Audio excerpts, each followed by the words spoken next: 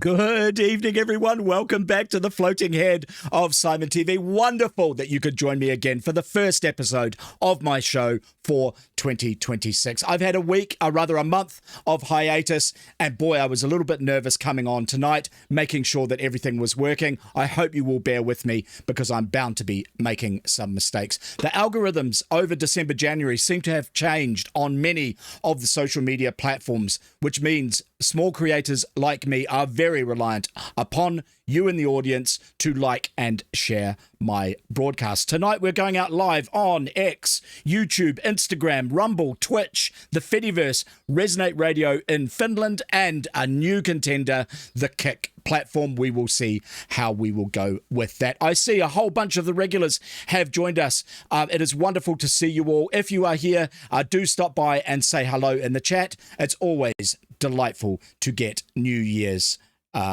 greetings from all of you. All right, I have a wonderful show lined up for you, but first I wanted to talk to you about the Free Speech Union.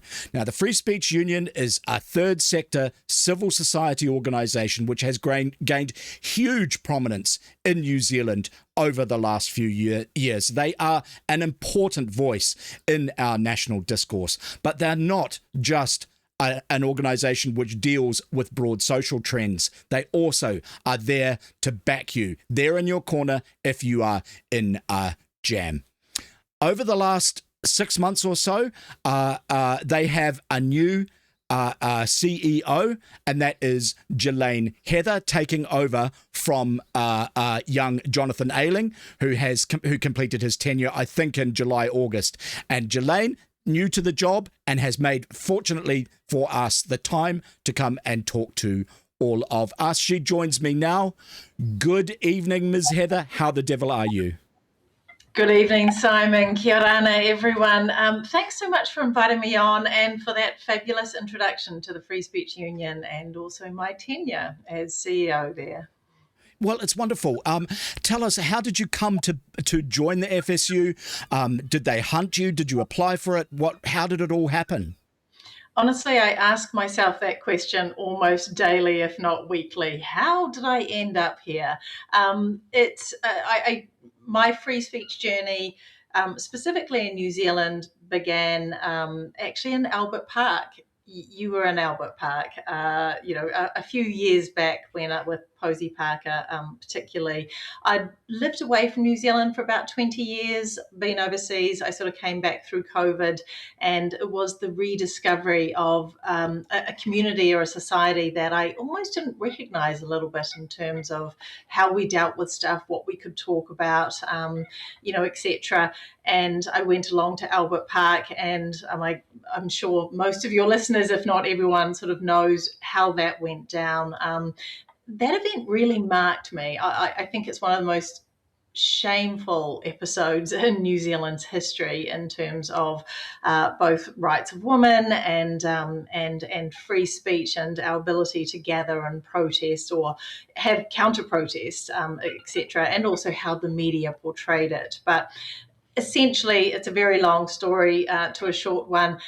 After I was there, it so affected me in terms of what happened, what went down there, that the Free Speech Union was showing a movie the next night at the Academy Theatre, and I sort of thought, we need the ability to talk about things in this country. We cannot be, overrun by bullies or intimidated or gaslit into it being a beautiful gathering, etc.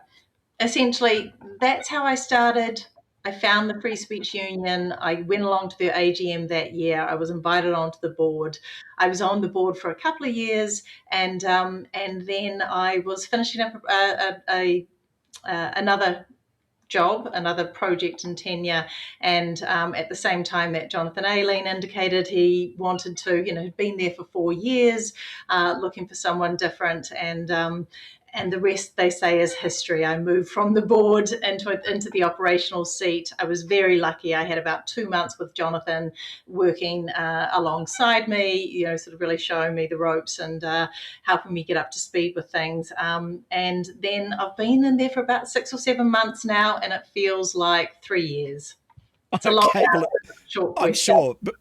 because it's quite a change moving from governance through to executive. It's an entirely different mindset. But the word around the traps is that you're just absolutely delightful, and that it's your appointment was going to be instrumental to the next phase of the Free Speech Union's development.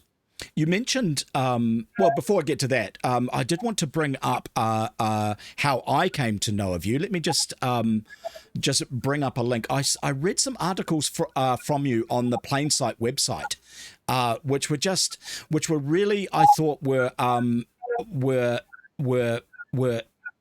an important part of the debate, in that you come across very much as someone who is looking to form a consensus, to bridge the divide, to come to an accommodation with people who may not necessarily agree with your perspective. Would you think that's a fair assessment of how you want to approach the role? Absolutely, and I think it's a fair assessment about where an organisation is in its growth trajectory. From the startup that is kicking and fighting for its place in the world, and then it sort of matures a little bit into an organisation with a structure, with a larger staff, etc., and then looks to really form long-lasting relationships, really make some impact and change, on the community as a whole. Maybe not just be a fighter in the corner, also be a fighter for our members. We always have to stand up and defend freedom of speech whenever it's imperiled, but also maybe helping people. What else do we want in this community? What sort of community do we want to live in, and how do we engage with everyone in the community, stop othering people, in order to have both freedom of speech as a fundamental operating principle, but then in order to also build a productive community and democracy going forward. So I think Jonathan and I definitely have slightly different approaches. Mine probably is far more on the consensus side, but not forgetting that we have to often fight to get that right, to establish ourselves and to win the battles, both with the politicians, the supporters, the public, and also in the courts. Right, and that's kind of that's the macrocosm, right? The broad strokes of society, and to some degree social change. But one of the aspects which I really admire is the microcosm, the fact that the Free Speech Union is prepared to go to bat and to help people who have had their civil rights, particularly their free speech rights, impinged upon, whether that's in the workplace, whether that's by the instruments of state. And I think that's an extremely laudable activity to undertake. And just for the audience, I really want to stress this point, that if you're ever in a position where your rights are being abused, having third sector organizations like the Free Speech Union, like for example Pillar, is very, very useful. And I think for a lot of people who aren't used to navigating things like employment law, like the justice system, it's an invaluable service. And I also think my guess is organizationally, that having that kind of grassroots on the ground involvement with individuals in those positions and the microcosm helps to inform the discussions that you have at the macrocosm. That's entirely right. Part of our membership offering and our professional membership expansion is actually about leaning into both academia, universities, really getting beyond the ground what's happening. Our membership with the public sector, often they're very, very secretive and very concerned about their identity. And we completely understand why, but really giving us an insight to what's happening on the ground there, bringing cases forward, sharing their experiences. So it is invaluable to connect with people. And much like after Albert Park, I was like, what's going on? Why do I think it's wrong and everyone else thinks it's okay, etc.? And it is about finding your community and realizing that there are people out there that do value freedom of speech just like you. Often people come to us and they've been right through the ringer, right? They've been through taken to task by their employers. Often they're at the mercy of the regulatory bodies. They're often under obligations of confidentiality. They don't know who they can talk to. It's sort of shameful. They feel like their livelihoods on the at risk, and often it is. And so when they come to us, it's really humbling, and often people are so grateful, even if it's just to talk to people that won't demonize them, will listen to them, and will sort of say, look, your rights are important, and we are here to stand for you. Yeah, and that's great. And I think it's that's extremely admirable, but also it's a very, very solid service. And for the audience, I strongly recommend that you do become a member of the Free Speech Union. Sign up at fsu.nz, even if you're just reading their regular press releases, all of that sort of involvement. It's an organisation worth supporting, and if you need them, it's good to have them in your corner. All right. Coming to that sort of broader picture, with the engagement that you have with various aspects of the establishment, how have you found in the 6 months you've been in the role? How amenable have you found the powers that be to engaging with the Free Speech Union? I ask because I know that for lots of different authorities, they see you more as an opponent than a partner. No, entirely. And it's interesting. It's almost like the arc of an organization, right? We had to make ourselves an irritant, someone that wouldn't go away, an organization that would keep standing up before anyone would take notice of us. And so a lot of people do see us as somehow the enemy or the opposition. I believe that is changing, but I think what's more important is actually now that the realization from everyone is that we have a really large subscriber base. We have over 100,000 Kiwis, are signed up to our blast that we send out, etc. So the politicians and the local councils and everyone that we engage with, they know that we've got reach. They know that we can mobilize our supporters. We can get them to sign petitions. We can get them to sort of email in and sort of get stuff done. So no matter how they think of us, they can't ignore us. The media landscape's changing. People who have the ear of 100,000 people who are motivated and want to back free speech, that's a powerful block to be able to mobilize and try and connect with and make positive change. And as you say, there's a change in CEO. I do have far more of a consensus. I'd like to try and work with people to the extent, or with organisations to the extent that we can. At least I want to give them that opportunity. And so it is about reaching across the divide and trying to figure out, look, what can we get done together, but knowing that we have the stick and the power in the background to also hold people accountable.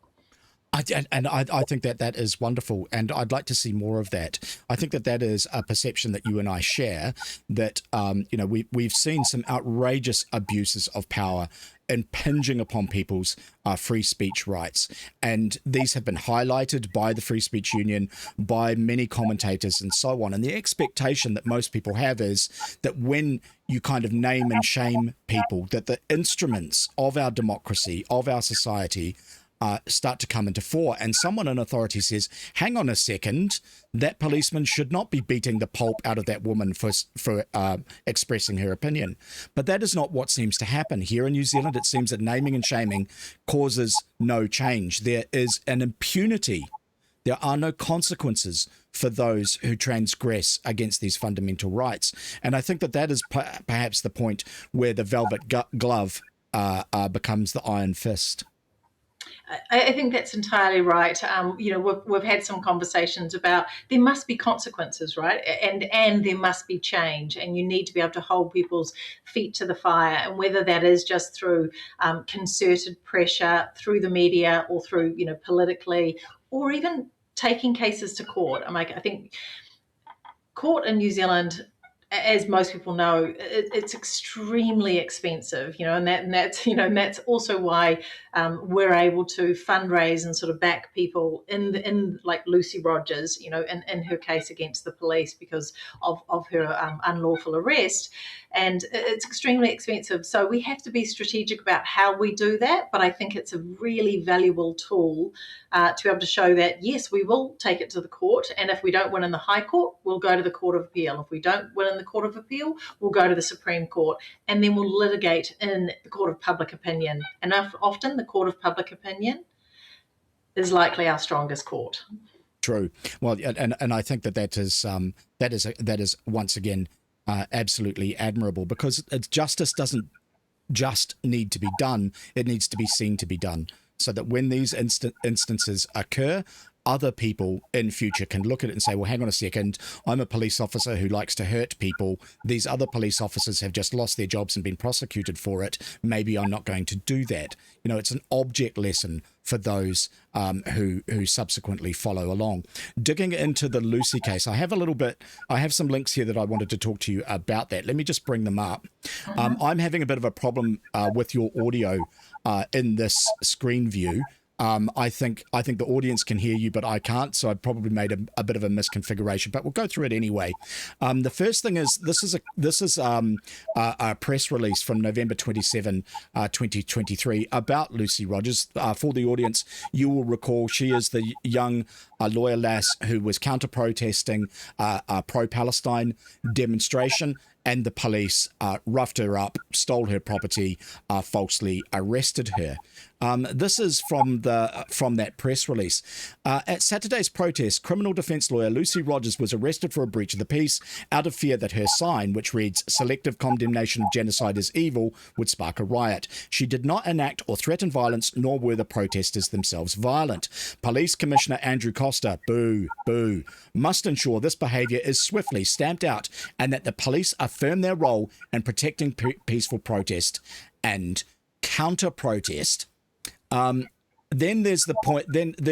This was followed up in April 2024 with another press release that I want to read a bit of. This is a breach of free expression under Section 14 of the New Zealand Bill of Rights Act, for what that is worth, and a breach of the right to not be arbitrarily arrested or detained under Section 22. Section 22. We will not stand by while police undermine this right and allow them to send a message that peaceful protest is not okay. What have been the most recent developments, Jillaine, with this case? There's been some great developments. What still amazes me is that she was arrested in 2023 and it's now 2026, and we've finally got a date set down for a High Court trial towards the end of 2026. It's the long process, and as we always know, the process is the punishment, sort of half of it in here. As you might know, sort of the police acted, I think, dishonestly and terribly in this instance, particularly, and unlawfully by ripping her sign off her, ripping it up, and sort of manhandling her as well, and then arresting her for a silent protest. There has been a couple of the biggest developments that come to mind is the surfacing of video of the entire incident of the arrest that one of the Palestinian protesters gave to Lucy, and also which just backs Lucy's account of the entire incident, and which is very different to the police account of the incident. And the other is the IPCA report that came back, several years later after looking into some of the policing incidents, both at Albert Park and a few of the other ones, and the arrest of Lucy and some other protesters. And that completely vindicated Lucy and said that the police's actions and arrest were unlawful in the IPCA report. That's what they stated. There's now video of the entire footage showing the police action, which was against, what they said it was, and showing that Lucy wasn't, a danger, threatening, or any of the other things that they alleged in their statements. And yet still, they're putting her through this punishment process, of not backing down, of continuing to persecute her, and not at all coming to the table to acknowledge any wrongdoing, etc. It's almost like they're doubling down on it. So They are, absolutely. yeah. And this is absolutely authoritarian, and it makes my blood boil, Ms. Heather, I've got to tell you. For the audience, what happened there was when Lucy Rogers initially laid her complaint, she was reliant upon the video footage that she herself shot. Now, the police had that in their possession and then agreed to lie in unison. 4 serving New Zealand police officers signed affidavits that were utterly false about what happened when they arrested her. Subsequent to that, this is months later, more video footage of the incident was produced by one of Lucy Rogers' ideological opponents, by the way, which completely proved that every one of those signed affidavits was a lie. The police had lied in unison to try and protect themselves. Now, this is the matter that is going through the court. I have read those affidavits. I have seen the video footage. It is absolutely open and shut. Now, what would happen if New Zealand was a functional democracy is the police commissioner or the Minister of Police would look at that evidence and say, hang on a second here, we have 4 police officers who are not fit for the uniform and ought to be prosecuted, because it is no small thing to lie on an affidavit that you sign for presentation for a court, particularly when you are a law enforcement officer. However, as Ms. Heather rightly says, the establishment has doubled down on increasing that prosecution and delayed the case until August this year. Justice delayed is denied as justice delayed, and I am just astonished that this is continuing. I would like to know who it is in Parliament, in the police, in the Crown Prosecution Service, who is continuing with this case, knowing full well that the police can only lose it. Jillaine, do you know who these people are? No, it's a really good question, because if ever you sort of raise something like this, they will refer to it being an operational matter, right, in terms of it's going through its process and it's going to the court, etc., etc. But I think even Lucy's barrister at this point especially is still, absolutely surprised that they haven't received any offer from the other side, given the evidence that is plainly, Lucy's video only started halfway through, so the police made up their own account of the first half. The video that emerged shows the entire thing and backs Lucy up, 100%. So it is fascinating. Fascinating and disappointing, right? And we're lucky that Lucy is just so committed and indomitable in this, in terms of being able to put up with the stress and the pressure and keep going through this now, going into it'll be 3 years by the time we sort of, have got to trial until the end of it. That's such a process. So we need accountability, and we need someone to stand up and say, this isn't good enough. The IPCA, the Independent Police Complaints Authority, their report clearly states the arrest was unlawful. And yet here we are, right? It's just, it shows you that there's no teeth there, and we need a different a different instrument for the police to police themselves. I think this is right, and I think with the Jevon McSkimming thing, that is kind of the sop, is to appoint a regulator with a little bit more teeth. Of course, the National Party doesn't want to have a Royal Commission of Inquiry into the broader issues of corruption inside the New Zealand police force. My personal opinion is that they are no longer, as an institution, fit for purpose. They ought to be replaced.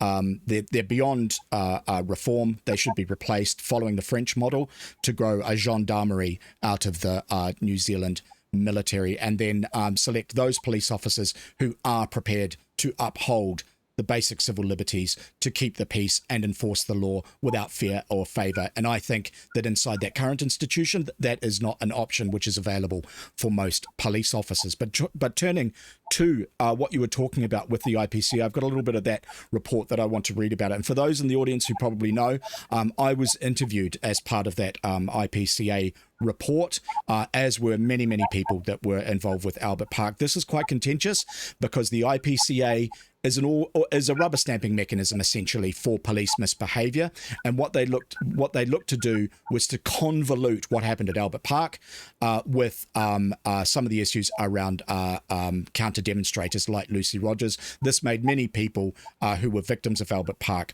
unhappy, and of course they were unhappy by the subsequent report. But here's some bits of it I wanted to read. While we welcome the findings of the IPCA review, writes the FSU, which acknowledges civil liberties were violated, this is only the first necessary step in combating law enforcement's frequently one-eyed approach to speech in this country. And we will be going through some other examples as we go through the rest of this interview. Further down, also in the wake of the shameful treatment of Posey Parker and her supporters in 2023 in Albert Park, it was the FSU that, in less than 72 hours, gained over 20,000 signatures on a public letter condemning police inaction in the face of violence by the protesters. I wouldn't say it was police inaction. I would disagree with the FSU there. I don't believe it was inaction. I believe it was collusion. Further down, FSU exposed non-crime hate incident training last year and campaigned successfully to have it abandoned.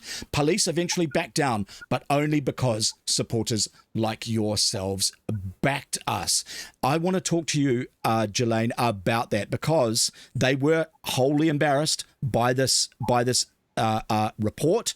However, there have been no changes, and I can see from FSU press releases that FSU executives had meetings in Wokington with senior police that were less than convivial.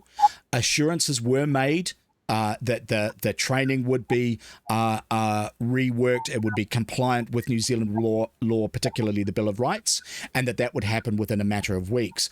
Has that occurred? Now, 18 months later, has the FSU had the opportunity to review the replacement training? Yes, we're re-looking into this, and it is an entirely tricky pile of what shall I say? I think we know what I want to say with it being a pile of. Now, the police training, it did change, and they changed some of their materials, and they linked the hate incidences could only then be tagged or flagged when there was an offence, apparently. And we were given evidence, both assurances and evidence that was changing after November 2024. And I think we had another meeting or further assurances were provided in March 2025 that things had changed.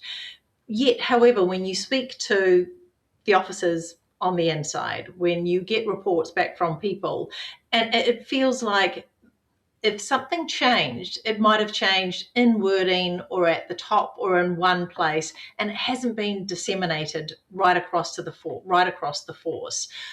So we have an OIA request in with them currently at the moment, asking for more evidence that had been changed, because we were given evidence and we could see that they had amended some of their materials and they had stopped recording and flagging non-crime hate incidences, and they would only flag it. They were still taking down all the details of their interactions, which is what they do whenever they have an interaction with anyone, but it was only ever being flagged apparently when there was an offence, as opposed to just creating a random folio. So this is a little bit of watch that space. They were advertising for a senior, I think, hate advisor in December or November or December last year, that sort of spiked our interest and also our concerns about how they were approaching this entire area. So we've got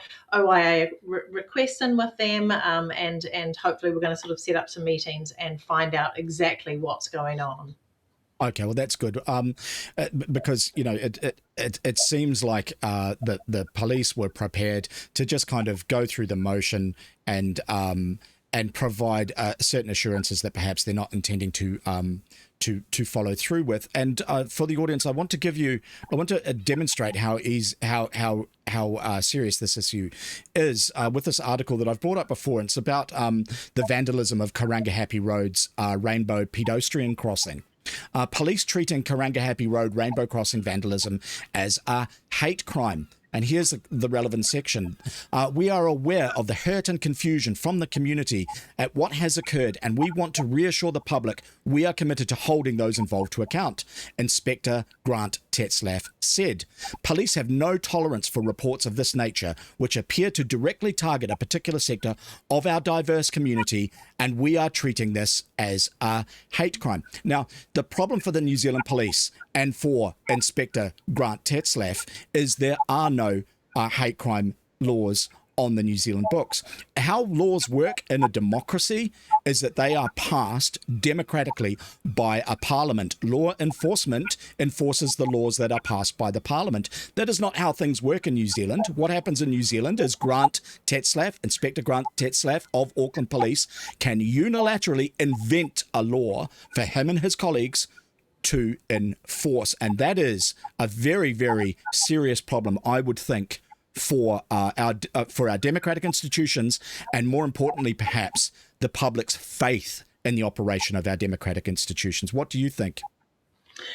That's entirely right. And sort of adding to the confusion is the hate motivated sentencing crimes.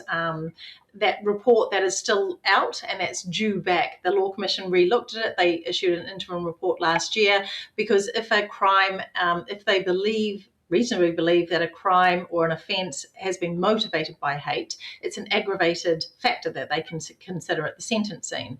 And so, and often that is called sort of an aggravated hate crime. And so I think there's a lot of confusion in some of the vocabulary that both the police use internally and externally. And look, we've seen in the UK how they've unilaterally almost decided this is what we want to go after. We want to police what we think are subjective hate crimes. We want to invent or, sort of blow up these tweets and offences that people take, call them hate crimes, and sort of prosecute those, in various ways. We've pushed back on, and you're right to say that we don't have hate crimes on the books. We have two in the Human Rights Act, and 61 and 130, 64 and 131 in very limited circumstances. But I think there is a lot of confusion between the aggravated sentencing factors and the fact that there is a hate crime sentencing report that's coming back out this year. And I think the vocabulary is blurred. So I think it really needs to be cleaned up and reinvestigated, because I agree. I think maybe the wording got changed or some of the material got changed at one level, but I'm not sure that it got disseminated and has been retaught to the new recruits, to the current inspectors that are there, especially when you get comments like that in the media. Yeah, I agree. And you can see how it happened, right? Like the New Zealand police thought, okay, well, this is working really well with, things like non-crime hate incidents and all that sort of stuff in the United Kingdom. It's probably going to come here. Andrew Costa would have got those sorts of assurances from his good friends, Chris Hipkins and Jacinda Ardern. And the police, to a degree, just kind of jumped the gun. They thought that sort of legislation was in place, but they have been busy. Let me show you guys the list of the resources on the utterly corrupt New Zealand Police website, showing all of their information about standing. This is their hate-motivated crime resources. They are huge on this. They are looking for anything that they can use to impinge upon the civil rights of New Zealanders. But it's always selective. It's always selective enforcement. A good example of that, coming to another incident, is with a friend of the show, Auckland citizen, the silent auditor. And I wanted to talk to you about that, Jillaine, but I wanted to read some of the press releases from it. Young Nathan Ciawelli, who was at the Free Speech Union, but has now founded another third sector organisation, Pillar. Best wishes to them. They are fantastic as well, with perhaps a broader remit, has picked up this case with the support of the Free Speech Union. What happened with Auckland citizen? His rights were impinged. The police in Myers Park in Auckland aided and abetted violence against him and then arrested him, the victim of those crimes. Here is what Pillar had to say about it. Pillar is calling for an immediate review of police conduct following the arrest of a silent auditor known online as Auckland Citizen during the rally in support of puberty blockers at Myers Park on Sunday the 7th of December. Footage obtained by Pillar shows activists surrounding the auditor for more than 40 minutes as he attempted to film the event. He does not speak, does not engage, and repeatedly tries to move away. Activists block his view, push into his space, cut off his movement, and follow him step for step. All of this takes place while police look on. This reminds me very much of Albert Park. Despite the clear video evidence, officers warn him, accuse him of pushing others, and eventually tackle and arrest him for supposedly breaching the peace. His camera is knocked to the ground in the process. The individuals who obstruct and harass him face no visible consequences. The Free Speech Union also, in the days following, had a press release. I would want to read you a bit of that. The FSU is deeply troubled by the arrest of a citizen journalist at Myers Park on Sunday and calls on the Independent Police Conduct Authority to investigate what appears to be a serious failure to protect lawful activity while enabling mob behaviour. Well said. Filming in public is not a crime. Filming in public is not a crime, said Free Speech Union CEO Jillaine. Heather, here. What we appear to have here is a textbook thug's veto. A citizen exercising their lawful rights to document a public event was arrested because a crowd didn't like being filmed. Has the FSU had any response from the IPCA rubber stamping mechanism for police misbehaviour? We have, and it was very bland and not at all satisfactory, in terms of just sort of essentially seeming to say that from the footage that they reviewed, that the police followed procedure and nothing to see here, essentially.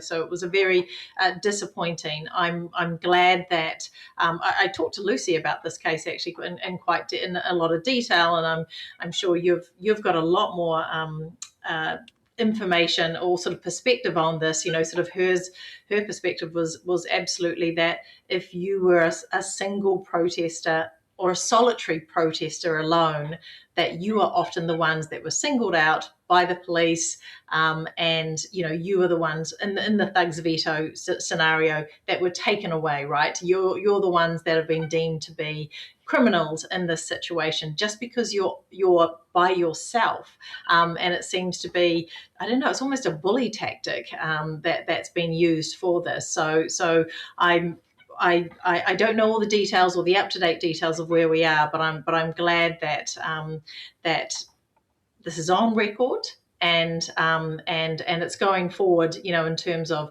support for this case. Pillar are picking this up and are not letting someone sort of stand alone when they try to do something completely legal in a public space and then just get harassed and then get arrested. That's entirely a heckler's veto or a thug's veto, how they played that out. Oh, it absolutely is. And one would have hoped that the police would have looked at their behaviour after Albert Park and changed their awful ways. And we are just seeing with Lucy Rogers, with Auckland Citizen, that they just haven't. They have just continued upon their merry way. They're very much indoctrinated into doing that. They pick sides, and they are very much an organisation that looks to impose their will upon the people of New Zealand rather than enforcing the law without fear or favour. All right, but moving on from our utterly corrupt New Zealand Police Service, because I get quite excised about it, I did want to come back and talk about some of your programs. And one of the things that came up last year was the overstep from the Broadcasting Standards Authority. What can you tell us about that? It's fascinating. There seems to be a real theme that was seen from a number of different government departments and or sort of standalone bodies of everyone wants to censor the internet in some way, shape, or form, and the BSA is one of the bolder ones who literally went after Sean Plunkett on the platform. Many of the viewers and listeners here may be familiar with either him. And love him or hate him, listen to him or not, type thing. The BSA essentially asserted their jurisdiction over podcasts, live stream. The BSA would very clearly think that they have jurisdiction over this live stream right now, and as we know, the BSA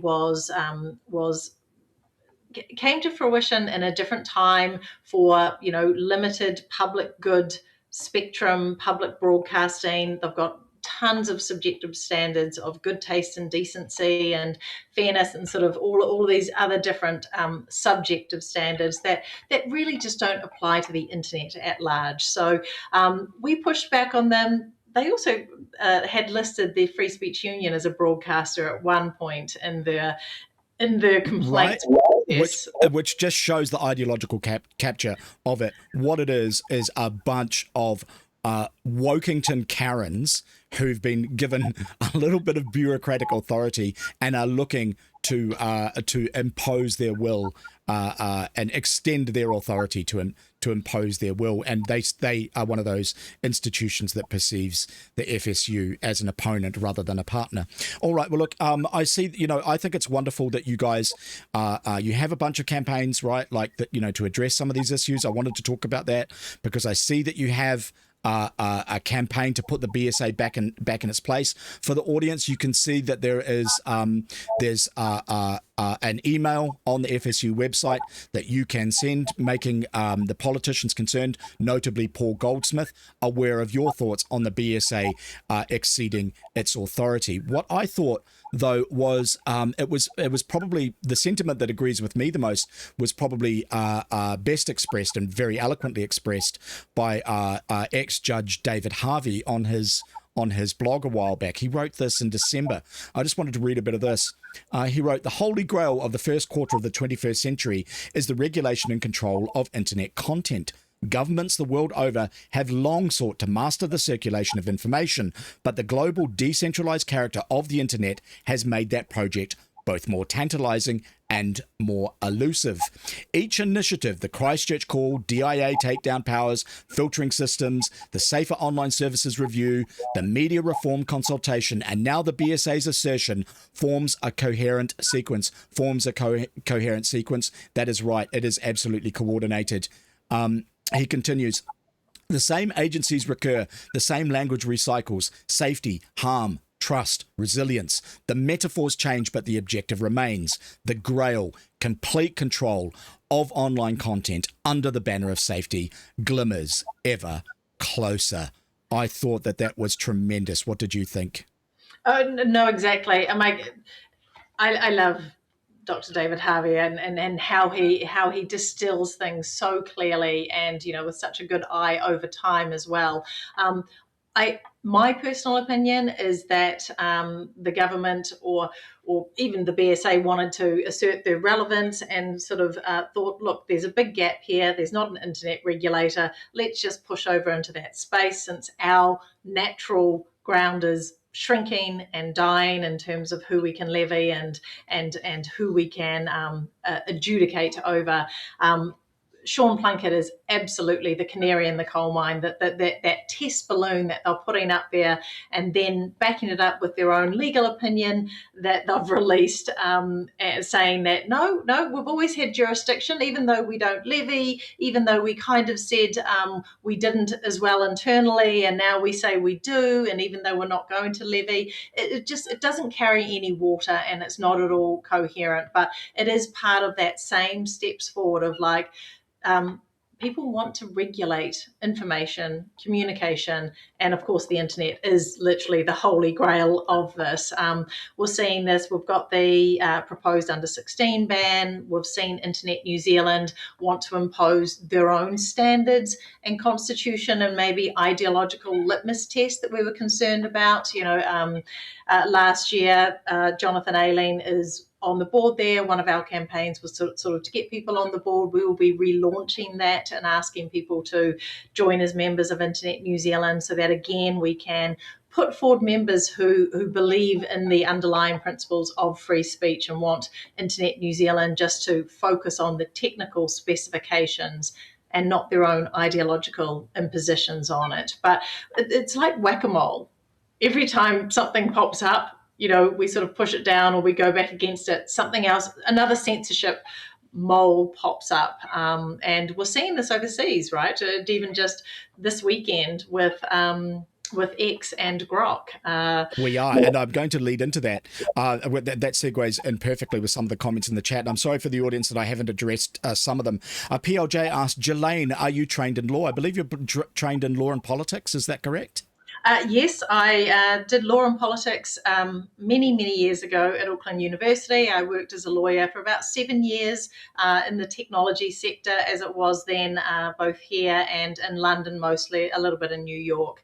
And then I saw the light and left the law behind. Although I did just recently finish, I came back and I've done a master's in law part-time just recently, which I have finished. But that was more interest papers, comparative human rights, freedom of speeches, constitutional principles, etc. Things that I was interested in to complete. But not at all a practicing lawyer. There are far too many in the Free Speech Union who are practicing lawyers. And you know what they say, 99% of lawyers give the rest a bad reputation. All right, Shelley the Kiwi says, Jillaine, do you think that Luxon will follow the rest trying to ban X? And I think, Shelley, that is a tremendous question. And I think that Jillaine is extremely well placed to be able to answer that question. No, absolutely. Look, Shelley, I sent out a media release, I want to say an hour and a half ago, literally warning the government, don't even think about touching this. It seems to, we're seeing, we called it regulatory mirroring, right? Where the UK says something, Australia criticises, Canada weighs in, apparently Indonesia's already gone there, European Union's making it, and then New Zealand's like, well, what about me? And they just sort of want to jump on the bandwagon. I'm hoping that Luxon won't. I'm hoping that the coalition partners also won't, and will. Harmful content online does need to be addressed. If it's, the pornography, or underage access to it, harmful child images, or, anything like that, it really needs to be addressed, but it does need to be addressed in a comprehensive manner, not in a knee-jerk shutdown of a platform of communication. And if they use child safety or the pornography in any of that way, or child safety as the pretext, it is literally just what David Harvey said. It's safety, and under the guise of safety or under the guise of protect the children, censorship follows very fast. Well, that's right. At the Anglo-Saxon, good to see you, young man, and congratulations on exceeding 10,000 subscribers on your YouTube channel. For those who don't follow the Anglo-Saxon, he is a well worth a follow on that platform, who says, sorry you have an LLB. I know it's a burden, because he has one too. But you're exactly right? Like, this is the Starmer, Carney and Albanese do not care about the fact that people have been using Grok, the AI within X, to put bikinis on women and young girls. They don't care about that at all. If they did care about that, they would be going after every AI platform that does that. What they don't like is that X is a free speech platform that they cannot control. It's like Thierry Breton, who was the EU commissioner who pushed the DSA, trying to enforce this sort of thing on a free speech platform. To get everyone in the audience up to speed, here's the article from the Telegraph about this.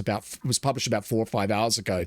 Starmer rallies international support to take on Musk. Downing Street has held talks with like-minded governments about a coordinated response to the controversy, which threatens to erupt into a diplomatic row with the White House. Australia and Canada are both said to share Keir Starmer's concerns over the use of Grok's artificial intelligence. Of course, they absolutely don't care about that. What they do care about is the fact that they are left-wing authoritarian politicians who get criticized on that platform, and they can't control that criticism. It is all about suspending free speech. Coming back to Shelley's point about Christopher Cindy Boy Luxon and whether or not he will embrace that. Well, two things about that occur to me. The first is that he has his own stalking horse where Albanese, Carney and Starmer have bikinis. What he's got is the under 16 ban. That is the same thing to Christopher Luxon. What he wants to do is also to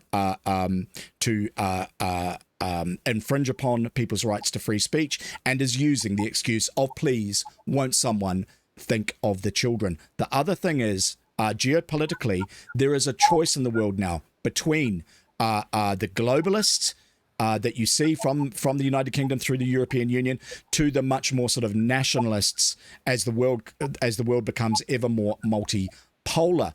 What we are seeing is Christopher Luxon having a choice between aligning internationally with the globalists or aligning more with perhaps the United States and Washington. It seems that the Americans are in fact doing more to protect international free speech in countries like the European Union, Canada, England, or rather the United Kingdom, Australia, and to some extent New Zealand than our own politicians are. What do you think, Jillaine? I entirely agree, and I think I think in New Zealand we're in a very lucky but tenuous position at the moment. You know, we've fended off a number of impositions that have taken other countries down. You know, the UK with the Online Safety Act, Australia's already sort of got their censorship machine rolling for the under 16s.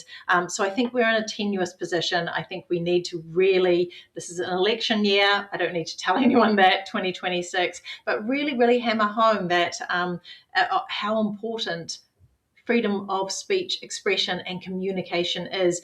And as you say, call out these things for what they seem to be, a land grab or the ability to shut down opposing voices, right? It's very suspicious, and that it's only X and Grok that they're going after in this manner.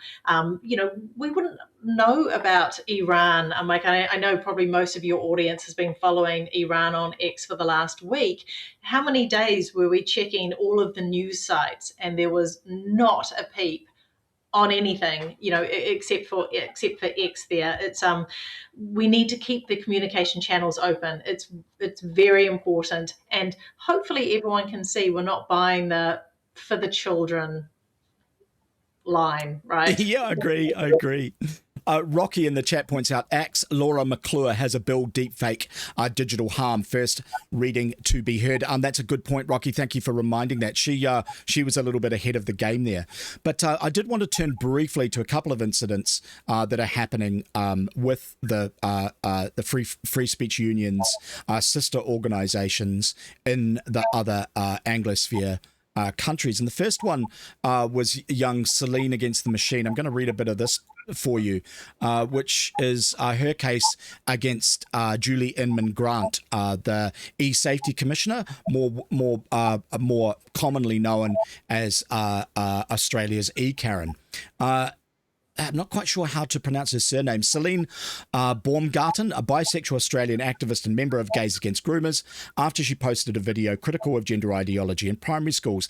The e-safety commissioner, an unelected government bureaucrat with sweeping powers, issued a secret removal notice to Twitter, resulting in the video being geo-blocked across Australia. Celine was never contacted. She had no idea she was being censored until X told her she was. So this happened to her. This was done to her by her own government, and it wasn't her own government that informed her of the process. It was, in point of fact, a foreign-owned corporation.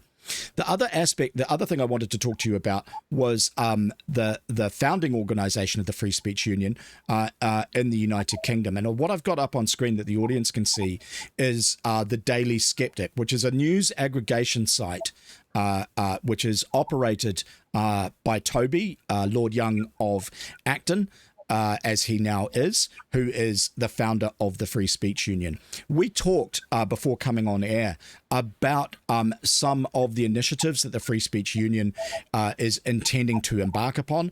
I understand, and I hope I'm not jumping the gun by saying that there is going to be a rebirth of the Free Speech Union podcast, which I think is a wonderful initiative.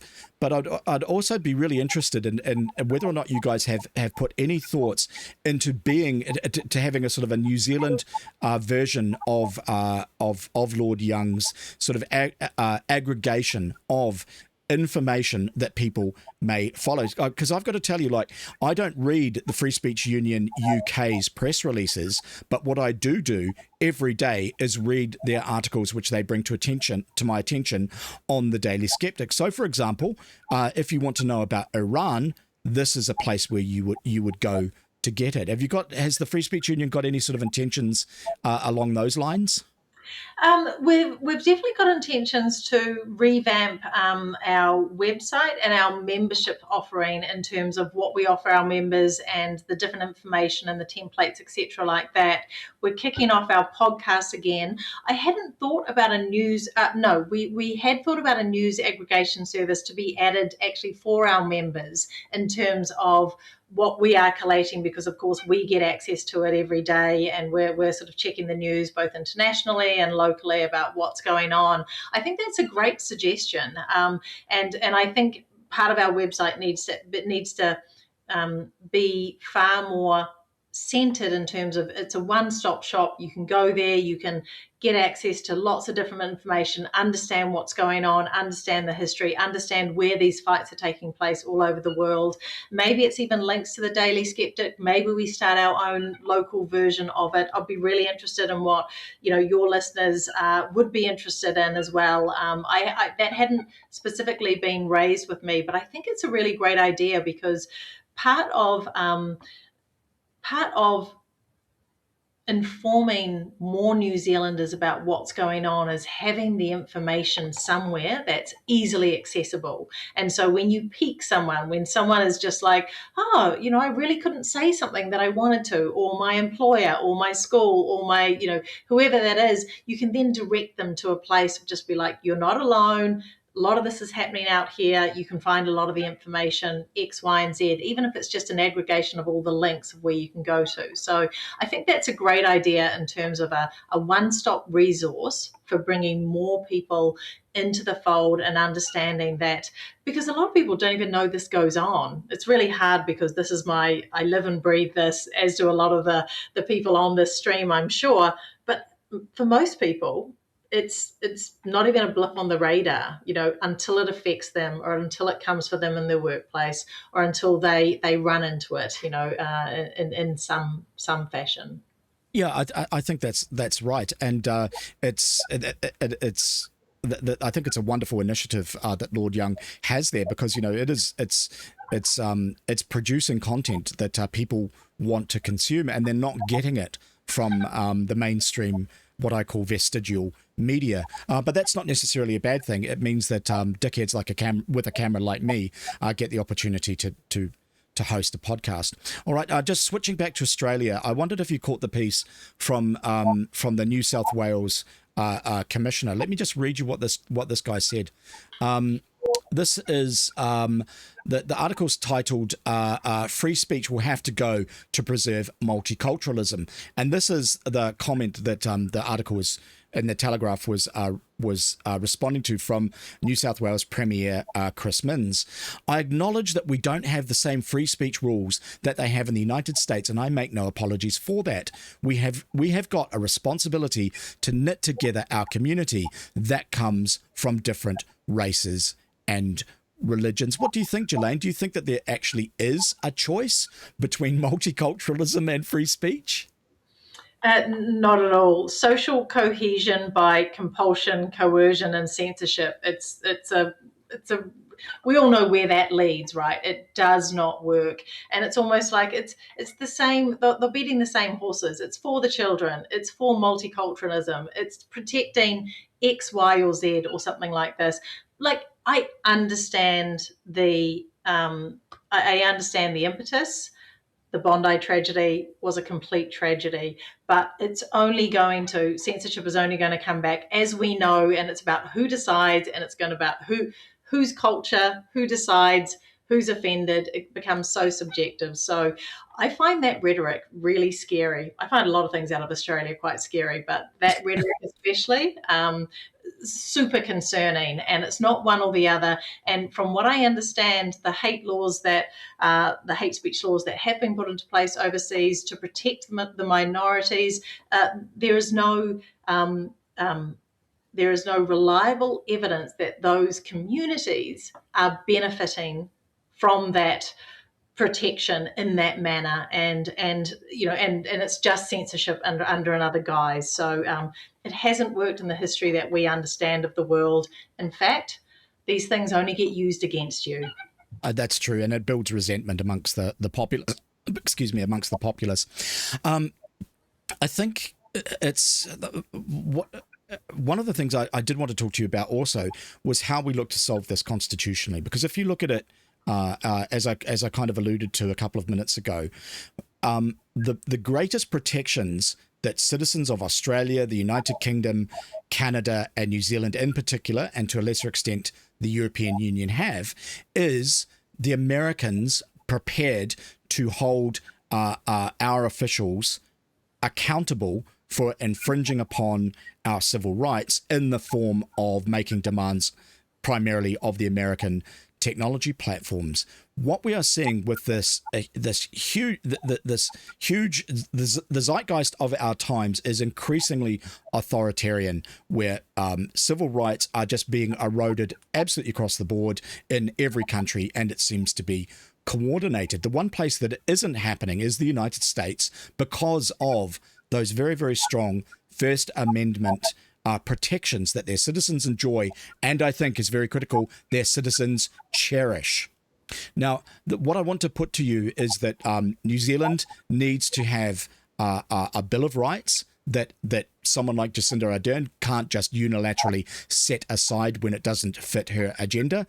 That also needs to have extremely strong First Amendment type protections, but a corollary to that is that we need to develop a culture in our country amongst our citizenry that values those protections for our free speech.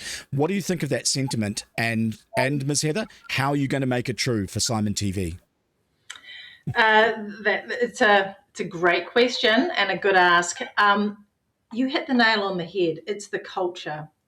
We need to reconvince our community, our kids, the students, the youth, everyone that these values are important. They're fundamental to a flourishing community, to a flourishing democracy, and we need to revitalize that. And it is a cultural move, because even if we put it in law, even if we entrench it, Canada has an entrenched constitution. They have supreme law there. They've got some really interesting speech issues coming out of Canada. That's true. Justin Castro was not limited, circumventing them, similarly to how Ardern did. But in terms of that, growing the culture of respect for these for these sorts of rights, I see that one of the wonderful programs that the Free Speech Union has lined up for this year is a program for youngsters with Peter Boghossian. Can you tell us about that? No, absolutely. We were hearing from so many of our supporters and donors about not only do we need you in our corner, not only do we need to fight, have the campaigns with the politicians, with the legislative campaigns, but we need proactive initiatives to win the hearts and minds of people again. It's the cultural change that we really need. Otherwise, we are just whistling into the wind and not really going to affect much change. Peter Boghossian was out last year. He's coming back for a 3-month stint towards the end of February. We're sort of finalising all the details now, really focused on that 16 to 25-year-old age group. Having some sessions in the schools, which were starting to line up, also having lots of sessions with university students, with students, but actually just with youth generally, not even focused on at the universities. It's going to be just hopefully where young people gather, and just reaching out to them. And it's not about the ideological wins of a debate or anything. It's about discernment. It's about understanding how other people understand, how to evaluate information, critical thinking, how to engage and stop just demonizing the other side and having all this polarization, because we really need to reach that demographic, and get them to understand that actually engagement, dialogue, evaluation, understanding what the arguments are, and whether you don't have to agree with them, absolutely not, but you do need to engage with them. You have to get out of your echo chamber. You have to really understand how people in your community do think and engage. So we are seeing, I think we're seeing a lot of receptivity for this from the youth, in terms of they don't want to be told what to think. They don't want to be told, you must think this, you must do this, you must have these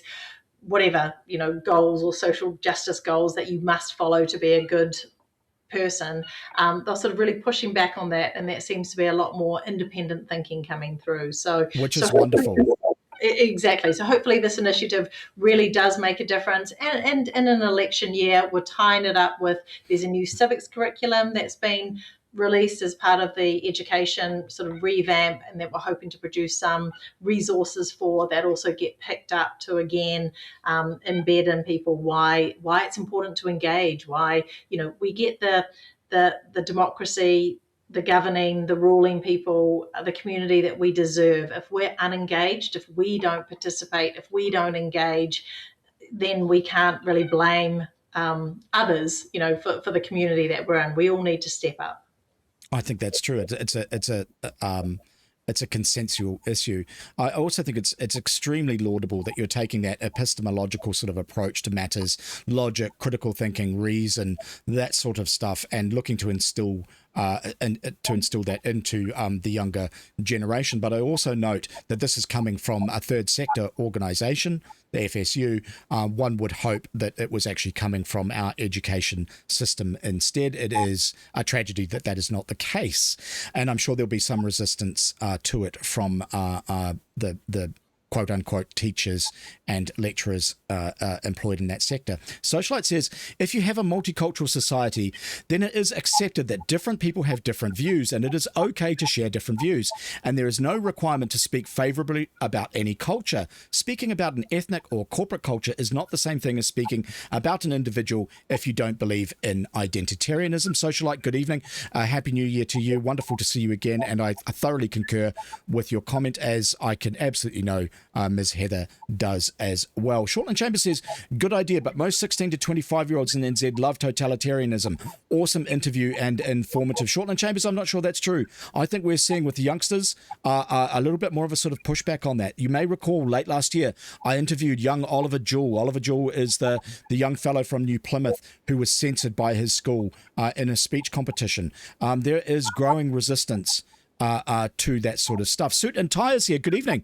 Would be interested to hear Jillaine's thoughts on conflicts of interest, real or perceived, regarding the taxpayers union and crossover of people and resources, etc., and if this perception hampers the credibility of the FSU in any way. Is complete independence a consideration? It's a great question, and part of my being away from New Zealand for 20 years and sort of coming back, it's sort of there seems to be a real fascination with the shadowy hands behind the coordinated efforts, amongst different organisations, and apparently we're all of one. To your point, maybe being completely independent, or Jordan Williams was one of the founders. He's still on our board. Maybe not having him on our board could bring a perception of more independence. But my gut feeling is that for the people that really buy into the FSU is just a tool of the Taxpayers Union, or a tool of Atlas, or a tool of the white supremacists, or, I hear a lot of conspiracy theories out there. I'm not sure that anything that we do will be enough. We are a grassroots donor-funded organisation. We share some resources with the Taxpayers Union in terms of a financial assistant as well, and sort of things like this. Could I set out and be independent from it? Yes, I could. I might eventually, pay for our own resources for X, Y, and Z. But for anyone that wants to perceive us as connected, or our roots are in X, Y, and Z. I mean, you hear the conspiracy theories anyway, and I'm not sure that me then saying, oh, look, we don't share a finance person who sometimes does our books and their books as well. We're clean now. No one will ever throw that at us again. Or Jordan has stepped down from the board. No one will ever throw that at us again. I just don't. I don't. It seems so embedded in the psyche of some people that I'm not sure that. Well, I'm really resistant to that. Right, like that whole identitarian culture. I don't think that there's no shame in Jordan Williams participating in the Free Speech Union. He is a capable person, and he's a respectable man. Similarly, if there's someone with whom I strongly disagree with politically, who's prepared to support the fundamental principles of civil liberties and free speech, I'm more than happy to collaborate with them. Playing into that whole identitarian politics is just awful. And I think there has, there would be some people who would think, okay, all right, well, we've got Jonathan Ailing here, who's very, very Caucasian. He speaks with what some would consider an African colonial accent. Is he really the guy? Perhaps wouldn't it be good if we had a disabled female who's neurodivergent, for example? And I don't believe in this sort of thing. I think that meritocracy is the best way forward, and I also think that those sorts of conspiracy theories shouldn't be pandered to. But look, I think we're drawing near the end. I've had you for an hour and 40 minutes, and I realise that you're a busy lady, and I do thank you very much for your time. It's just wonderful to speak with someone as accomplished as you. Before we go, I did want to talk about some of the objectives that you have for this year, and the ones that I thought that we'd go through. The themes I think you mentioned. We talked about net censorship, the BSA, the HDCA, the under 16 stuff. Audience, sign up for the FSU, receive their mailers on this information, participate. Protest and demonstration rights. This is particularly relevant to Citizen of Auckland and to Lucy Rogers. Accountability in the establishment to ensure that when free speech rights are abused, that there are consequences for those who do so. Regulatory neutrality is something that we haven't talked about, but I think that we ought to. We did a little bit with I think the BSA, who are obviously ideologically captured, and the Bill of Rights and the potential for a First Amendment style protection for free speech. Is that a fairly good synopsis of the themes for the Free Speech Union this year, or there are other things that you'd like to tell us about? No. I think you've captured most of the themes really well. Part of the protesting sort of goes into our open justice campaign that really sort of pushes into open reporting, not using confidentiality to suppress people being able to talk about the process that they're going through, and also name suppression. That is something that crops up a lot with us in terms of it feels like it's overused and not merited. And I'm like, name suppression has its place, absolutely, for the victims, but that is part of our open justice sort of campaign, and that's what we're pushing into. That and the proactive initiatives, both with education and then hopefully trying to set up a conversation series where we model better engagement and better construction, where we can model the art of healthy conflict and disagreement. But it's a full plate. It's an election year. It's going to be a really interesting year. I think it is a pivotal year, actually in the world, but if not in New Zealand, to really reaffirm what's important, and what's important to underpin a good community engagement and democracy. So I'm looking forward to this year, and we couldn't do it without our supporters. A lot of people were often called an AstroTurf organisation, which is not grassroots. We are absolutely grassroots. It's completely humbling.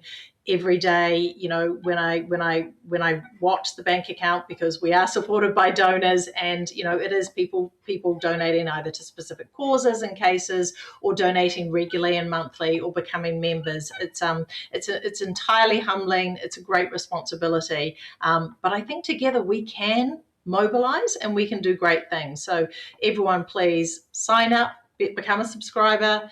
Tell your friends about it, become members, and if you're concerned about something, sort of reach out and let's mobilise.